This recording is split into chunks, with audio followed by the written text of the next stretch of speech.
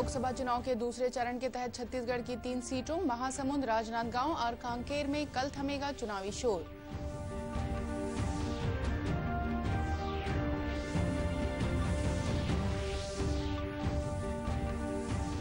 लोकसभा चुनाव के दूसरे चरण का प्रचार चरम पर। प्रधानमंत्री मोदी कल कोरबा में लेंगे चुनावी सभा।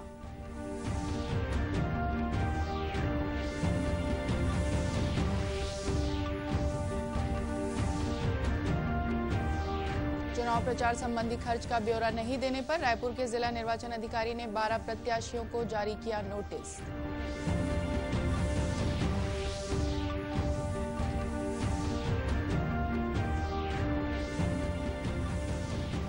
और मतदाताओं को मतदान के लिए प्रेरित करने स्वीप कार्यक्रम के तहत आयोजित किए जा रहे हैं अनेक कार्यक्रम। रायपुर में निकाली गई मोटरसाइकिल रैली।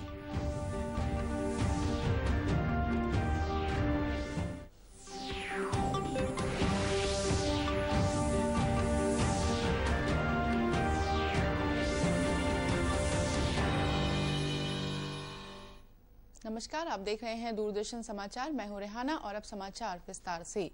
छत्तीसगढ़ में लोकसभा चुनाव के तहत पहले चरण के मतदान के बाद अब दूसरे और तीसरे चरण के लिए प्रचार अभियान तेज हो गया है। दूसरे चरण के लिए चुनाव प्रचार कल मंगलवार को शाम 5 बजे थम जाएगा। इसके बाद उम्मीदवार केवल घर घर जाकर जनसंपर्क कर सकेंगे।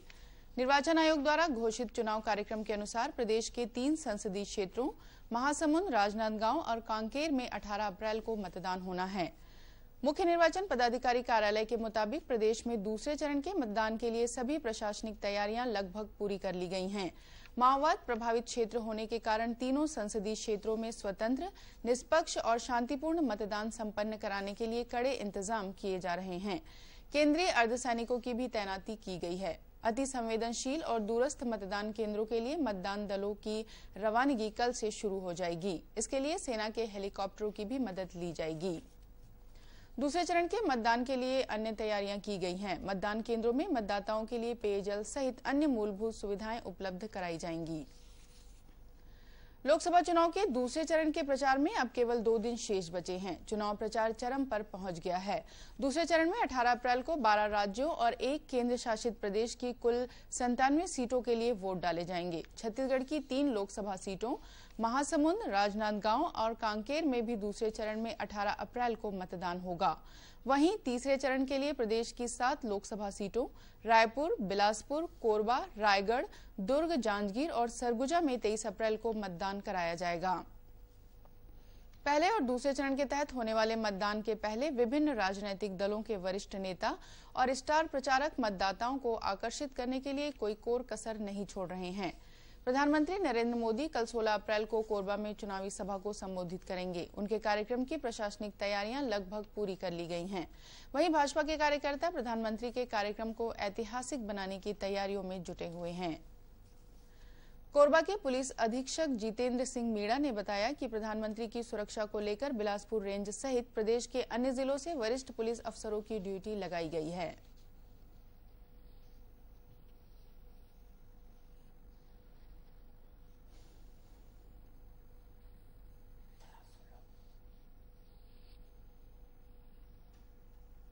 इसमें जिस परिसर में कार्यक्रम होना है उस परिसर में access control, anti sabotage check के हिसाब से जो भी आवश्यक व्यवस्थाएं होती हैं वो सारी व्यवस्थाएं की गई हैं स्टैंडर्ड पैमाने के मुताबिक। और न सिर्फ परिसर बल्कि परिसर के बाहर जो भी आवश्यक प्रबंध रहते हैं, सुरक्षा इंतजाम हैं, कई लेयर में सिक्योरिटी रहती है, तो उन सभी लेयर का ध्यान रखा गया है। बड़ी डिटेल सिक्योरिटी प्लान इसका बनाया गया है।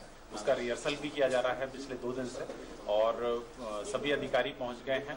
और इसमें न सिर्फ जिले के बल्कि बिलासपुर रेंज के प्रदेश स्तर के कई अनुभवी अधिकारियों का ड्यूटी इसमें लगा है और बहुत व्यवस्थित। पुलिस अधीक्षक ने यह भी बताया कि प्रधानमंत्री के सभा स्थल पर छाता, पिट्ठू बैग, पानी की बोतल सहित 26 चीजों के ले जाने पर भी प्रतिबंध लगाया गया है। प्रदेश में भाजपा के राष्ट्रीय उपाध्यक्ष और पूर्व मुख्यमंत्री डॉक्टर रमन सिंह चुनाव प्रचार के लिए राजनांदगांव जिले के कन्हारपुरी और लखोली क्षेत्र पहुंचे। उन्होंने इस दौरान लोकसभा चुनाव में भाजपा प्रत्याशी को जीत दिलाने की अपील की। चुनावी सभा को संबोधित करते हुए डॉक्टर सिंह ने कहा कि भारत को आज विकासशील देशों में चौथे नंबर पर गिना जा रहा है।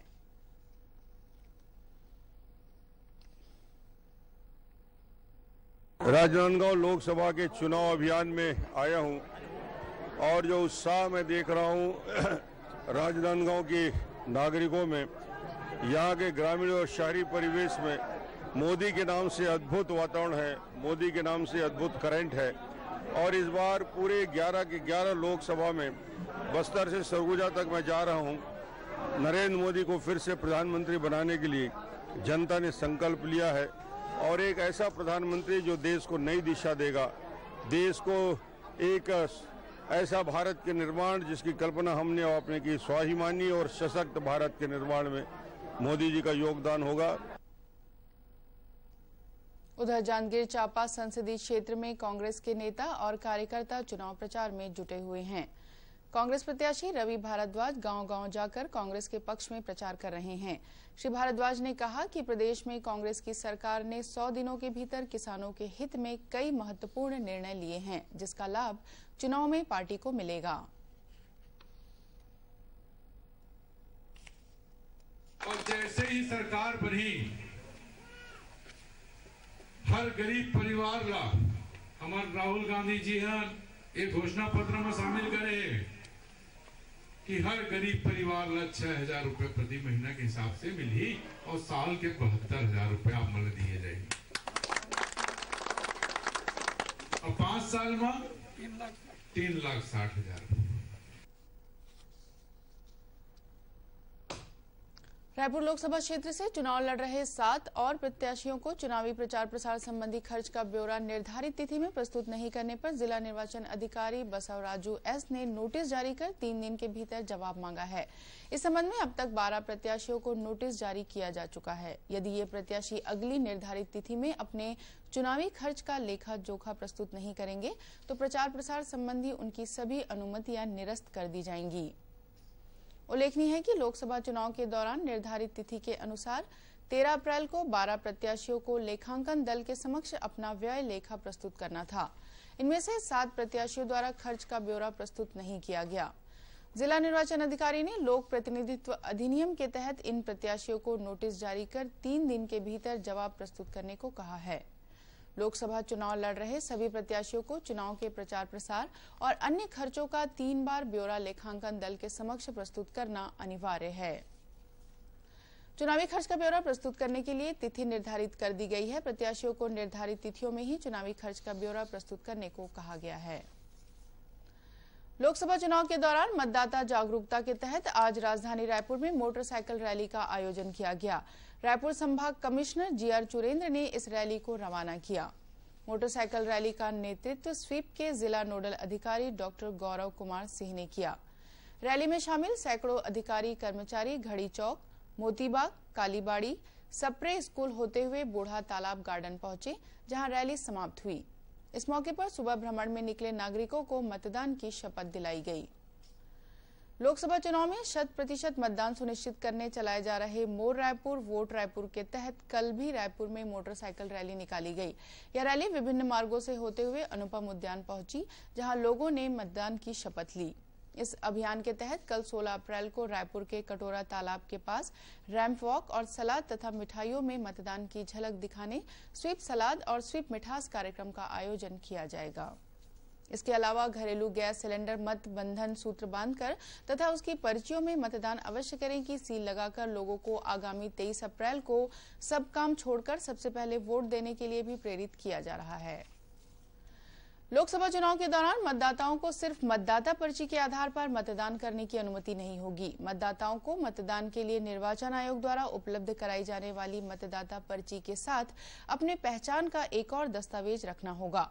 निर्वाचन आयोग ने इस संबंध में कहा है कि मतदान के लिए मतदाता परिचय पत्र के अलावा 11 अन्य दस्तावेज मान्य होंगे। इनमें आधार कार्ड, पासपोर्ट, ड्राइविंग लाइसेंस, केंद्र और राज्य शासन तथा शासकीय संस्थाओं द्वारा जारी फोटो पहचान पत्र शामिल हैं।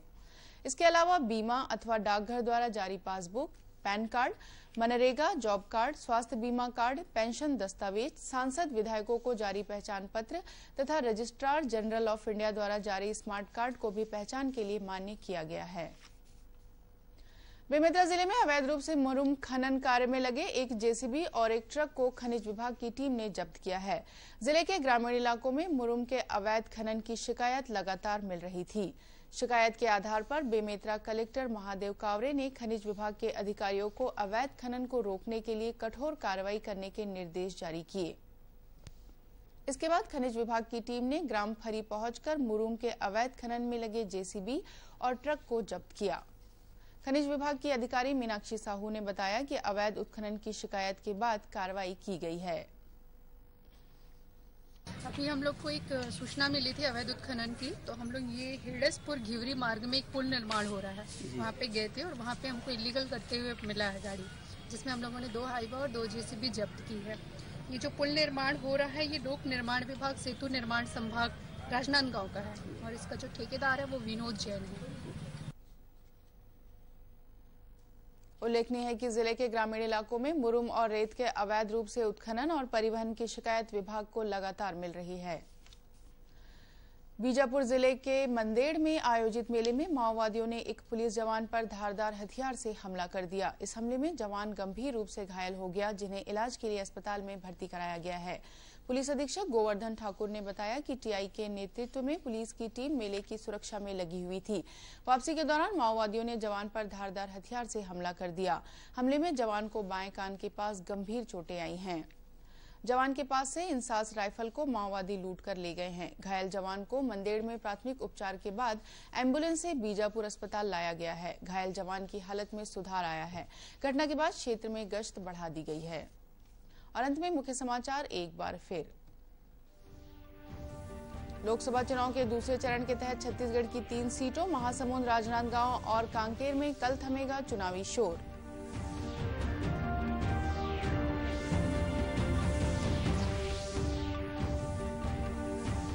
लोकसभा चुनाव के दूसरे चरण का प्रचार चरम पर। प्रधानमंत्री मोदी कल कोरबा में लेंगे चुनावी सभा।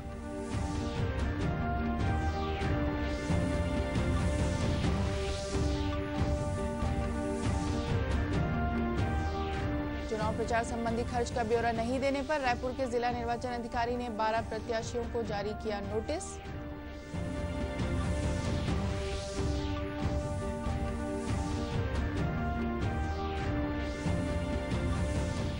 और मतदाताओं को मतदान के लिए प्रेरित करने स्वीप कार्यक्रम के तहत आयोजित किए जा रहे हैं अनेक कार्यक्रम। रायपुर में निकाली गई मोटरसाइकिल रैली। इसी के साथ ये समाचार बुलेटिन समाप्त हुआ। नमस्कार।